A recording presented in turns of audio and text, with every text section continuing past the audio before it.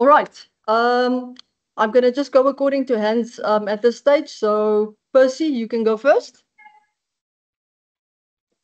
Zina, I've only got one question. Good afternoon, Coach. Good afternoon, Zina. I'll keep my Afrikaans question for the very end, though, Zina. Yeah.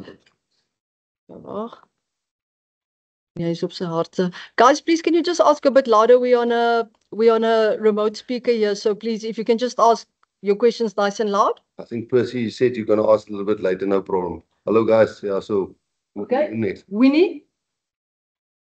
Hello, Rassi. I'm Winnie from RMC Sport, French media. My question is about the 30 years of the 1995 World Cup. It's going to be in 12 days, the 24th of June. And my question is, according to you, did this World Cup keep its promises? And I mean by its promises, a more equal South Africa on the rugby fields, but also in your society? 30 years after, do you think it kept its promises? Yeah, thanks, Winnie. Thanks for joining us. I guess in France, if I read correctly there.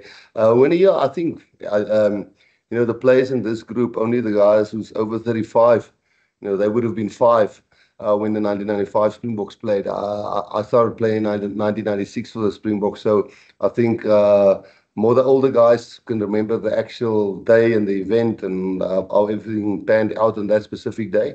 And I think now, 30 years later, I do think South African rugby, we're going through our ups and downs when it comes to results, and we've been successful here and there. But I think overall, if you live in South Africa, I think you'll understand the passion from everybody in South Africa for the Springboks and the Springboks back to the people in South Africa. So, yeah, I guess there were good times and bad times since 1995, but I think what rugby can contribute, and that's thank you to the media, thanks to the public and the supporters and, the players and the franchises and everybody. I think if everybody believes in it, we certainly feel from our side we're going in the right direction, and we're very proud of what happened in 1995 and where we are currently today. Jan? Thank you. No problem. Dankie Zina, dankie Rassie, goed om weer te gesels. Rassie, it's a very different year, very different season. I mean, the focus is on the British Irish Lions in Australia. You're between World Cups. Does this give you more of an opportunity to maybe try new players, broaden the squad, get try new things, or are you just going to stick with what you normally do and play your best team as best you can? Yeah, no, I think you're 100% right. The fact that the Lions are playing Australia and what's happening with the other countries, the Lions playing Australia will just probably give us a better chance to analyze Australia a little bit better before we play them. I guess that's the only influence that would really have on us. From our side, we would like to do what we did last year. And it's so it's nice to when, the media and the South African supporters start talking about the next World Cup and talking about players, the average ages of the players in the team and, the squad depth. It shows that they're really tracking us and where we're going. So we're obviously also doing that, but as I always try to say, I don't know if it always come across the right way. You have players that, because their careers end maybe in 2026, you can't, almost negate the fact that that's when their careers end, and because you're planning for the next World Cup, I must take caps away from those players. So, for sure we've got our one eye on the World Cup. But that's the old saying, if you look too far ahead, you forget about the present. So, no, we want to try and win all the games. Well, go with the mindset of trying to win all the games. That's not being arrogant. And, that's the mindset we want to go in with. But for sure, we're not going to use only 25, 27 players this year. The plan is to really broaden not just squad depth, also experience. Not to just guys, just 1 and 2 caps. So when we get to the next World Cup, hopefully we don't have lots of players under 15 caps. That would be ideal. Dankie, Maria. Yeah. Thank you very much, Z. I just got 2 questions, but I'll ask the second one if there's enough time at the end. Rassie, Nathan here. I'm just addressing the elephant in the room. I spoke to Footy, the under-20s coach, and he gave his thoughts on the kit. but what are your thoughts on the training kit? The public has had this, and some compared the kit to teams like Golden Arrows, just to name a few. I mean, what was your first reaction when you saw the kit? Yeah, well, I think my face, we had this cold weather here all the time, and today the sun beat down us in this cold weather, and you can see my face is all red. So I think we're pretty bright at this time, the red faces and yellow clothes and gold clothes. And you know, the thing is, as long as the players are comfortable and the kit doesn't stop them from training really hard, you know, it might not be particularly what I like as Rassie, you know, but it's comfortable. It's designed for us at the highest level. I'm not talking about the colors and the color scheme and all of those kind of things, but you know, there's lots of technology that's in this kit. You know, I'm not fashionable. I'm not really sure what is when cool and what works. You know, as long as our jerseys when we play on Saturdays. You know, I like the green and gold. I like the old traditional jersey. You know, in our days when I played in 1998, we had golden like shorts in 1998 to 1999. I'm pretty sure we had. So this is training kit. You know, we train in it. We don't play in it. You know, I hope when the guys see the training jersey, and obviously we don't have a say in that. So, you know, you put it on the first day. It's comfortable. And the players train in it. It doesn't make a difference how they play. And you know, the fans and you guys only really see it on television. You don't see it on Saturdays when we play, because hopefully that's the green and gold, which we all like. So yeah, I don't think if that's the big thing that we're moaning about currently, you know, then I'll be pretty happy with that, because you know the results probably is the most important thing for us on Saturdays. Ronaldo? Hi, Coach Rassie, Ronaldo Iso. Just to back you up on the sponsorships and Pick n Pay and the logos, I mean, as long as Pick n Pay can produce the funds for South African rugby, then obviously we can all be happy. But just on your squad selection, there's obviously been a lot of controversy for Evan Roos and his selection in the box squad. We know Cameron Hanekom is a great player and he's obviously been injured, but just from your perspective, I know you haven't really commented on the media from that perspective, but was there any reason for his exclusion from the box squad? Did you feel he was not ready for this income tour? What was your thoughts around that? Yeah, obviously it wouldn't be a nice thing to talk about team selection now at stage where we have a big squad currently, but obviously I saw the things that people wrote. I think if anybody talks to Evan, he'll tell you himself. There's definitely not a personal issue. I think sometimes, you know, we all will differ with opinions on who plays well and who doesn't play well. And sometimes the guys, by all means, you know, Springbok standard, but at this stage, he's just competing with guys like I would say, and that's why Evan is drafted in now. Cameron is injured. Joarno Augustus hasn't passed his exit medical on his side yet, so Joarno is out and Cameron is out, and that's why Evan is pulled up.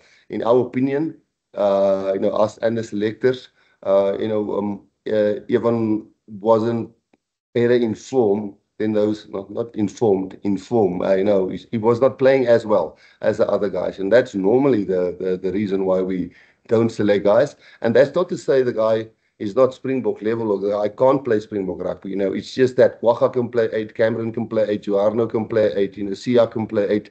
You know, you've got then a couple of guys. We've got about 5 guys that can play 7 flanker. You know, so sometimes just the guy is good enough, but at that stage, it's just 2 or 3 other guys that we think, not because they're better rugby players, but they might fit into what we were trying to do as a Springbok playing, how we attack, how we defend, what we do in lineouts and so on. Maybe it just doesn't fit that play, and the other guys is just maybe a little bit more settled in those ways. So yeah, no, Cameron is injured, Joarno is out, and Cameron was, Evan was the next guy in. I mean, I watched the Bulls game live and I could see Cameron hamstring went, you know. So we phoned that evening, the Saturday evening, I phoned him through Charles, our manager, and said, listen, you're flying tomorrow. Cameron is obviously out. As I said, Joarno is also out. I can go through the injuries here for you guys to give you an update, but I don't want to take your time and questions. Sorry, we can go a little bit longer because I'm answering long. Sorry about that. Mike? Thank you, Coach. See you. Rassie, just looking ahead to the actual Barbarians game, Just your thoughts on it's the season start. Are you seeing it as a warm up for Italy where you'll feel a lot of your stronger guys, or is it a game where you want to blood some of the newer guys? How will you approach the Barbarians game? Yeah, Ken, no, it's actually a difficult one to plan around, but it's almost an easy one to answer. We want to start on a good foot. I coach the Barbarians. Lots of these players has played for the Barbarians. The Barbarians is a setup where it shackles off. The pressure on the Barbarians is almost to play entertaining rugby and not to almost worry about the consequences. I remember when I coached them there, if they get together on a Sunday, it's a bunch of great names, talented guys who gets together. So, there's not a lot of analysis that we can do on them. So I guess we'll focus a lot on ourselves for that game. But yes, it is an opportunity to maybe some of the players who hasn't played for a while, maybe was in Japan. I probably think there won't be a lot of Bulls players in that specific game just because the Bulls will only arrive next week, Tuesday with us. And our build up to the test match weeks were 4 trainings last week, 3 trainings this week and 3 trainings next week. So, and then it's the Barbarian week. So some of the Bulls players will get 1 training session next week and then in the Barbarians week. So only where it's really needed, there will probably be Bulls players. It's not a test match because lose a test cap. And then to get a few of the other guys who maybe hasn't played for the Springboks, not a test match, but hasn't played for the Springboks, get a few of them in, but also make sure that the team is good enough that, you don't get a puck slaw in your first game against a quality team. Won't have the only pressure they would have is to play without pressure. And we would be expected to go there and beat them. So, yeah, I guess a bit of both, if that makes sense. Thanks. Cool. Oh, thanks. Hi, Rassie. I think another guy who's just made headlines and his inclusion in the squad was Ntokozo Makaza. Maybe could you please just talk us through that? What impressed you most about him? And what's the thought process of bringing him into the squad? Is it for him to learn, or do you think he's already ready to make the step up to international rugby? Yeah, no, I must say it's been a pleasure since the first day that we found him. We've coached now for since 2018 together as a coaching team, and we've tried when there was still a SA Cup, which is still there, Currie Cup Premier Division, there was First Division, there was Varsity Cup, and there was the Voda Cup in the old days. And we never always sure when you grab a player from a Japanese league or from the Premiership or from the top 14, you kind of could have gauged where that player are.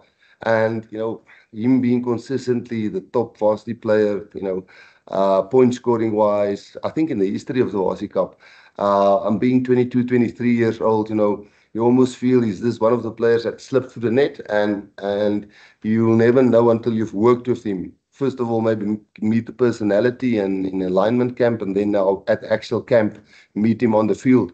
Because we know when we pick up a Currie Cup player, he'll probably take a while. We pick up a Voda Cup player in the old days, Vodacom Cup player, which is now, the SA Cup almost, or maybe.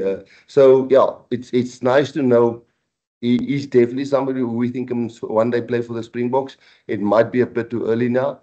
And we probably knew that a lot of the, either the Bulls or the Sharks guys would not have been at this camp. And that includes guys like Mapimpi. If the Sharks were out, a guy like Kirtley would have not been back. So we knew there was 1 or 2 gaps open in the wing position for us to make the trainings work here.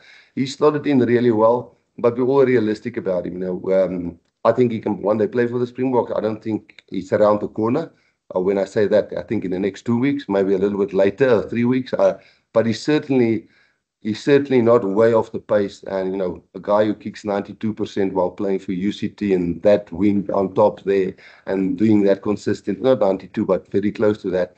That's also 12 points in a match for you. So I think he's going to make it one day. And if we didn't try, we would never know. Can you show? Thank you very much. Good afternoon, Rassie. Good afternoon to Jesse there. Rassie, twofold question. First one, Please update us on injuries, where players are in terms of recovery, who's a big doubt for the test season. And also, just second question, just talk us through watching Jake and Jacques coaching against each other indirectly in the URC final. What's the second question about the URC final? Jake and Jacques coaching indirectly against each other in the URC final, yes. Okay, maybe I'll just maybe quickly read. I actually printed it just to make sure I don't miss out anybody. Because obviously we will combine this in a release afterwards. And so we currently, we're 55 guys more or less in the mix, but there was actually 65 if you take guys who got long-term injuries and so on. So we've had alignment camps with 80 players in the beginning. And sorry if this takes a while, but I think it's good because we haven't really updated you guys on this and ladies on the call on this. So long-term injuries, Trevor Nyakane, Frans Malherbe, Dion Fourie, Ulrich Lowe, Cameron Hanekom. They'll, I'm not sure if they'll play this year again for us.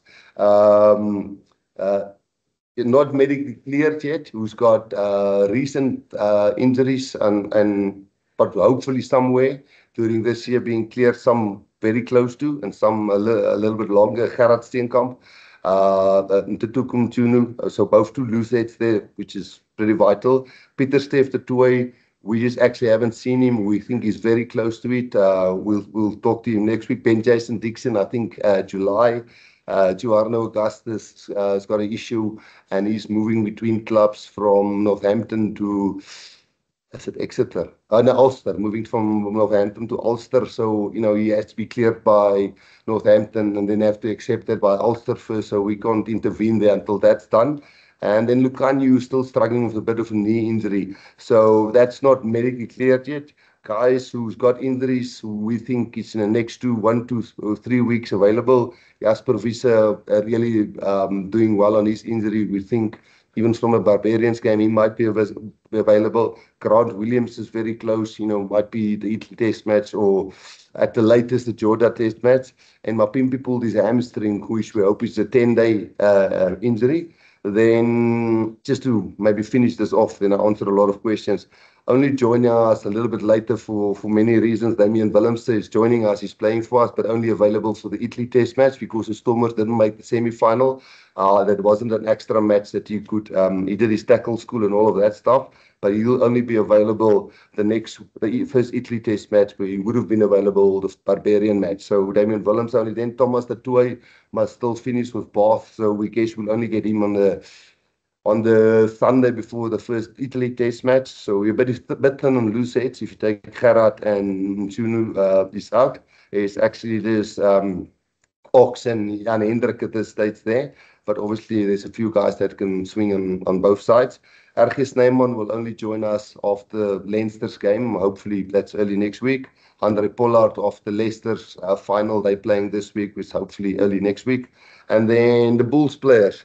That's why I said I can't see a lot of the Bulls players playing in the Barbarian match because we're trying new things as a coaching staff and management team and players together. And we've now had a full week of training tomorrow. And then next week is a little bit shorter. And if they arrive on Tuesday, we only then still have a Thursday training before the next week we're going to Cape Town. So, and that's about 8, 9 guys or 7, 8, 9 guys. If you include the injuries, it's about off camera they out now. It's about 7, 8 players. Yeah, I think I've ran through everything. I hope that helps. And on the thing on the South African coaches coaching, I hope the Bulls win. I'm very good friends with Jacques, but I hope, I think what Jake's done on many fronts, guy like Jan Hendrik making me being able to play 2 positions. I was in the beginning a bit frustrated and thought, this guy should have played many more test caps if he just focused on 1 position. But now what they've done with him to play loose head and hooker is just great for us. So, sometimes we think we're clever on this side, but then a guy like Jake helps us out there. The same with Ruan, who plays 7 flanker. Love to see how RG do against them. A guy like Grobisch is playing hooker there. Grobisch is knocking really hard on the door. So, yeah, I hope the Bulls win. Straight up, not that I don't hope Jacques always does well. When Sean Everett coached the team the other day and, when Franco was there the other day, we always hope the South African teams win. Thank you.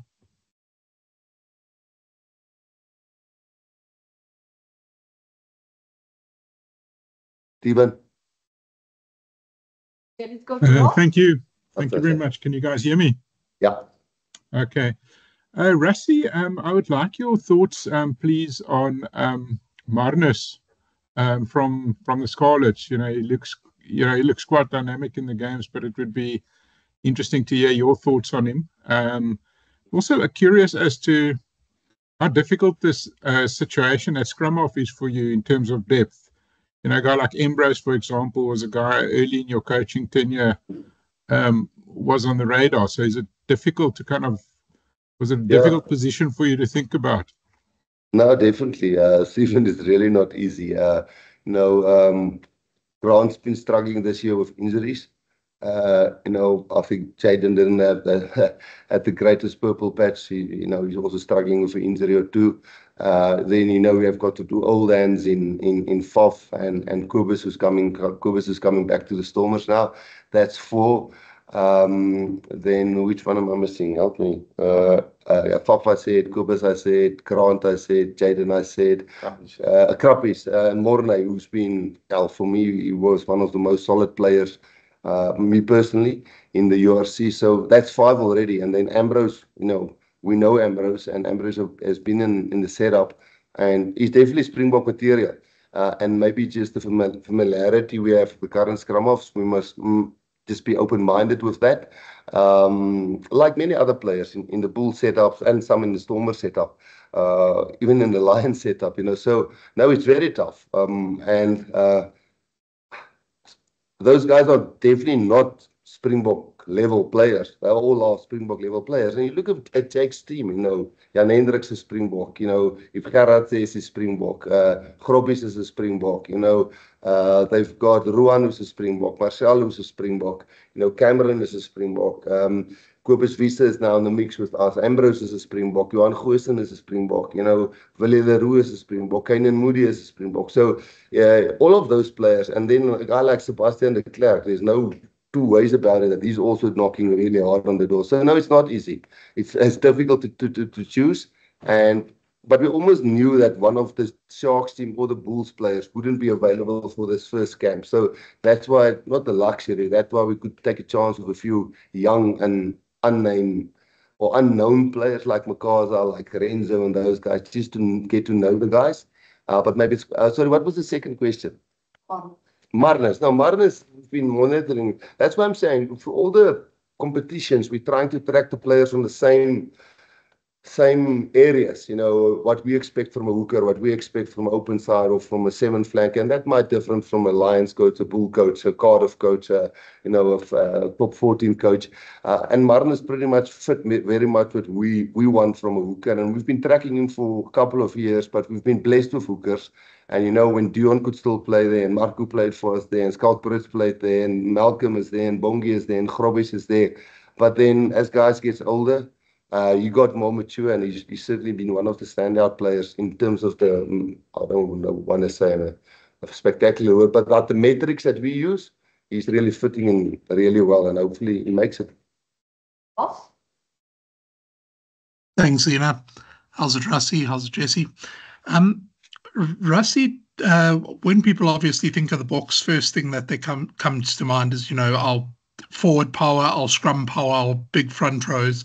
Do you think that this season's quite a good one to see a little bit of a changing of the guard in that, Kitsy's retired, France has been struggling with various injuries, Trevor with injuries and, his age, Bongi and Vincent are getting on in the years. So do you think that this season's quite a good one to see quite a few new look front rows and bringing in some guys, especially looking ahead to that 2027 World Cup? And as you said, getting quite a few caps under those guys to get them to that level by that time. No, top 100% spot on. Again, Kitsy's retired, so Kitsy's out of the mix. France, I think, not likely for this season. Trevor definitely not. And then if you look at, we've got Asenati in. We've been really working hard with the Lions behind the scenes to get the best out of him. guy like Neetling is definitely somebody, he's not a boy, but I think he's 30 around now, but that's a lekker age for a tight head. A guy like Thomas de Toey is really doing well on that side. He's one of the top players there. But then, there is a few youngsters, not youngsters, Wilco is doing really well. So, yes, I think it's natural that the older guys will either retire or fall off the pace.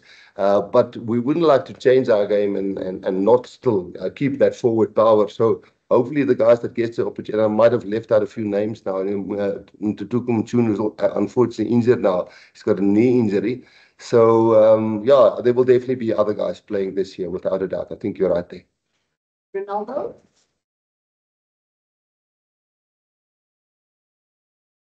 Jesse, just a question for you. You're obviously one of the several overseas-based players in the Springbok setup, and there's kind of renewed debate around the selection of players. And obviously, Coach Jake White recently said he believes all players should be based in South Africa to make our competition a bit more stronger. As someone playing abroad, what is your opinion about having the best players based in South Africa, like the likes of yourself, RG Snyman, all of the guys currently top picks for the Boks? Do you think that makes a difference in terms of our growth of South African rugby? Yeah, I think, obviously, first of all, I think if you look at a coach like Jake, he's also coached in Japan for 5 years. I think he's coached over in France for another couple of years, which has probably given or made him a better coach, and he's learned probably a lot of IP there from different kind of players and different ways of how people think and how they want to play and approach the game. So I think from my personal point of view, and I know a lot of the other guys share similar thinking processes. When you go over there, you're playing with Fijians, Tongans, New Zealanders, Australians, Welsh guys, English guys, and you learn different things from everyone. And I think it's also good to see the game in a different view, in a different way. And I think I've certainly enjoyed it. Being over in Japan, there's a lot less distractions than being back here in South Africa. So it's been great in terms of working on our games. And I think the guys that come back from overseas always come back into camp pretty focused and willing to work hard. So I think it's been great. Zeke, and I just add to that one. Just to maybe put that in perspective, I think if you look about players that we've selected for the Springboks, I think you'll find very seldom that a player younger, 26, 27, we have very seldom pick a young player. I think Jasper must have been one of the youngest players that we've picked from abroad, and I think it was 24, 25. I'm not 100% sure. I think 26 already. So when Joarno was actually called up now, yes, he was SA Junior, World Junior Player of the Year, I think, but that was 2017 or something like that. He's been abroad for many years, and unfortunately he's injured now, so, he won't be joining us, and that's the reason Ivan, and for all the other reasons people are saying Ivan is pulled up is because Cameron and Jarno is out. So, we don't encourage a young player to go over there and think we're going to pick him from there. I think if you go through our list, there's very few young players that actually get picked. So if you just look at the Bulls team who plays this weekend, there's at least 13 Springboks in there. Northampton beat Leinster. There was not a lot of English players in there. They beat Leinster. Bulls can beat Leinster this weekend. Is it then a bad thing? If Ruan Norkia came through because RG and Loot is not playing there, but Ruan has showed he's what he can do, and Kobus Wiese is there. Again, if you look from the other side of the coin, maybe for example the Bulls, is Kirtley from Pretoria, is who of the Bulls teams are actually from Pretoria? So doesn't that really take a lot from the Stormers team? So, there's always a lot of arguments or different views about that, but if the Bulls win this weekend, what would it mean? It would be fantastic that all of those Springboks and a lot of guys, Sebastian is knocking really hard on the door, Kriel is really knocking hard on the door, so then there's another few Springboks in the making for us. So it's not an argument, sorry, it's just a different way at looking at things, Guys, we'll take 2 more English questions, and then we'll go over to Afrikaans. So, Winnie, you can ask, and then Nate. Thank you, Zina.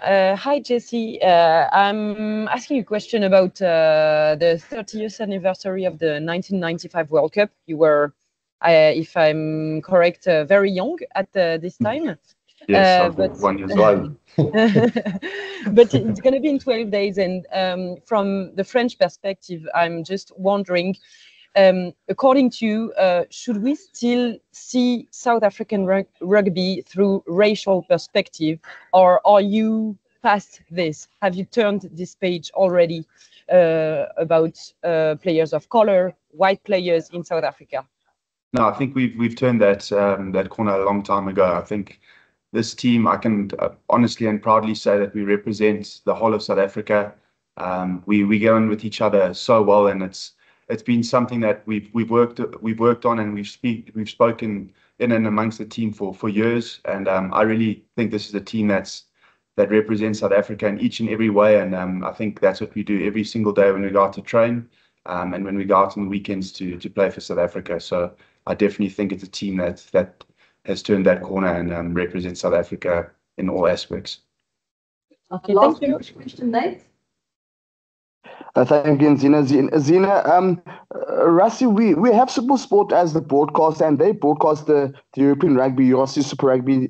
Don't you think it will be ideal to broadcast the Japanese league as well, since so many top South African players who are active Springboks play there, and the people can see how they are performing? And I'm sure for Jesse, for you as well, you would love to see South Africans back at home be able to watch the Japanese league.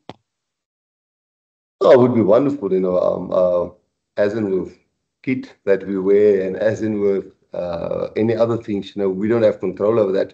I can just say from outside as coaches, we could get all 7 angles on a Sunday morning, 8 hours after the guys played, and with our analysis guys, as I said, in how we measure those guys is sometimes tough in the different leagues, and it's sometimes maybe, as you say, tough for South Africans to understand, because I think there's something that Japanese rugby brings through the players that play there to South Africa, which is speed, fitness, a high level of pace, and maybe saving the body on the physical side of things.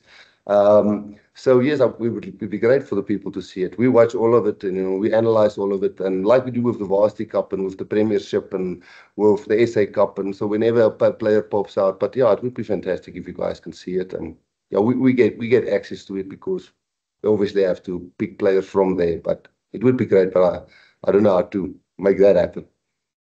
Okay, that's the English part. We're going to let Jesse go because he's Afrikaans. He's not quite Afrikaans. So thanks, Jess. And then Percy, jy kan maar 2 vrae vra, Percy, want daar's 2 ander. Zina, ek sê vir jou baie dankie. Ek was bekommerd daaroor gewees. Rassie, baie dankie. Goeiemôre meneer. Meneer Rasmus, net kortliks, ek kry 2 vrae. So ek met 2 vrae baie moes die mens spaarsame gebruik. Jy het beleidingskampe met jou Springbok-groep gehad, meneer. Jy het nou kans gehad om 2 dae met spelers op die veld te oefen, meneer. Net kortliks, hoe is die gees in die kampie oomblik? Wat is julle as leiers se gevolgtrekking oor die groep spelers wat julle gekies het? My tweede vraag gaan ek aan dit vra. Ja, Percy, die eerste ding is die groep wat gekies is, dis nie te sê net daai wat gaan vir Suid-Afrika speel hierdie jaar nie. Daar's ouens wat ons net geweet het, daar gaan either die Bulls of die Sharks gaan deurgaan, hopelik na die finaal toe, en die Bulls is nou deur, so daar 7-8 spelers uit, plus Cameron wat nou beseer is en Elrich wat beseer is. So, en dan nie geweet wanneer hulle gaan terugkom. So dit het nou weer die voorreg gegee om ouetjies soos Renzo te kyk en om Makaza in te bring, want hy soos Kynaan speel byvoorbeeld vir die Bulls nou, so ons ou soos Kean Hon in te kry weer een. So ek dink as ouens na die groep kyk, wat hulle weet, ons draai altyd soveel as moontlik ouens na kyk. Eers plek in die beleidingskampe, jy ken baie van die ander ouens, so jy nooi nie baie van hulle nie, en hulle hoef nie baie te leer van hoe ons dinge, want dis maar meer 'n kultuur wat ons draai vestig, en hoe doen ons dinge, en hoe werk ons protocols en sulke goeders. Maar nou, soos jy reg sien, nou op die veld gekom het hierdie week, was great, want nou is dit nie net praat in 'n boardroom en verduidelik en deur goeders stap, want ons het nooit ooit 'n kamp gehad nog van ek afrigter is vir ons ouens fisies in die kampe. Ek meen terwyl die URC of daai tyd Super Rugby of Pro 14 of wat ook al aan die gang was, want die gevaar is jy ook kan beseer word, en hy speel in elk geval Saterdag vir die Sharks of vir die Lions, so hy gaan nie baie onthou van wat So ons het nooit fisiese goeders gedoen nie. So hierdie week was lekker fisies gestart met fiksheistoetse, obviously medicals en al daai klas van dinge. Dis hoekom ek al die name nou kon noem hierso. Maar obviously, as daar nog 'n span gekies is, dan is daar maar 'n bietjie stilte. Baie van die jong ouetjies vind nog hulle voete, van die ouer manne hulle probeer bewys dat hulle nog op daai pace kan bly. So ek dink daar's 'n lekker opgewonde, ek wil nie sê angstigheid, die opgewonde nervousness, is dit die regte woord, senuweeagtigheid, want jong ouetjies wil inkom, die ouer manne wil wys hulle kan nog al wees, en dan sal die ouens hier in die middel wat half gesettel is. En ek dink dis nou van daar af waar ons nou die regte besluite moet neem. Ons sal waarskynlik, and maybe I must say this in English as well, ons sal waarskynlik die groep Sondagoggend aankondig vir volgende week na die Bulls game te kyk watter beserings is daar in die Bull game. So ons sal miskien met so 40-42 spelers gaan, waar ons heiliglik so 65 eintlik het, as jy al die beseerde spelers optel. Met eintlik net so 53 wat actually nou in kampnommers is. So ons sal dit verminder na 40-42. And just for the English guys, we'll just on Sunday morning probably, after we check the Bulls injuries, announce the guys who will be with us training from Monday next week. Rassie, en dan net laastens kan ek net vra, jy het nou 'n mondvol gegee oor 'n lys moontlike beserings of spelers wat nie gekies kan word nie. Jy praat ook nou van die Bulls wat 'n harde eindstryd gaan speel hierdie naweek. Ek is veral geïnteresseerd oor in Afrikaans manier oor 'n speler soos Joandre Augustus manier wat julle nou moontlik na wou gekyk het. Wat sê jy van Afrikaans? Wat is sy status manier? Is hy beseer of het julle issues met sy clearance in dokumente? En is dit 'n terugslag vir jou as 'n nasionale afrigter om nie moontlik vir hom nou te sien nie meneer? Nee, dit is 'n terugslag. Ek dink eers, jy weet, moet nog Anthem wat gaan doen het wat hulle aan Leinster gaan doen het, jy weet, party ouens kan in spanne speel wat titels wen. En ek onthou hom, Trokkie ken ek van daai dae af by die Stormers. En hy was die junior speler van die toernooi gewees, die Junior World Cup met die Bokke gewees. So, jy weet maar hy's nie nou meer 'n light nie, hy's nou 'n groot man en het al bietjie getravel. Hy gaan nou na Ulster toe nie, ek sê ter Ulster toe, maar en hy het ek wil nou nie oor sy mediese probleme praat nie, maar hy's nog nie heeltemal gekleer. Ek dink is met sy rug. En so hy's nou tussen twee klubs en ons kan hom nou nie by ons intrek met 'n besering wat ons dan op die eind gaan rehab, maar dan sy nog by Ulster ingeneem. So is 'n bietjie 'n tegniese ene en dan die ander een het Cameron of so beseer gekry en dis hoekom Evan Roos ingetrek is. Maar nee, dit is 'n terugslag. Ek is nog baie opgewonde geweest vir hom. Hy's baie dieselfde tipe agste man as 'n ou soos Jasper Wiese. En gelukkig Jasper lyk ook nou baie goed. So met die slegte nuus met Joarno en Cameron is daar dan 'n bietjie goeie nuus vir Evan en Jasper lyk ook regtig of hy binne die volgende 11 selfs in Barbarian game kan reg wees. Ras, ek sê weer baie dankie. Percy, ek wil net sê jy dan klaar op Facebook gesê hy is uit. Nou vra jy die vraag. DJ. Hendrik, jy kan gou vra and then afterwards we're going to embargo for Sundays.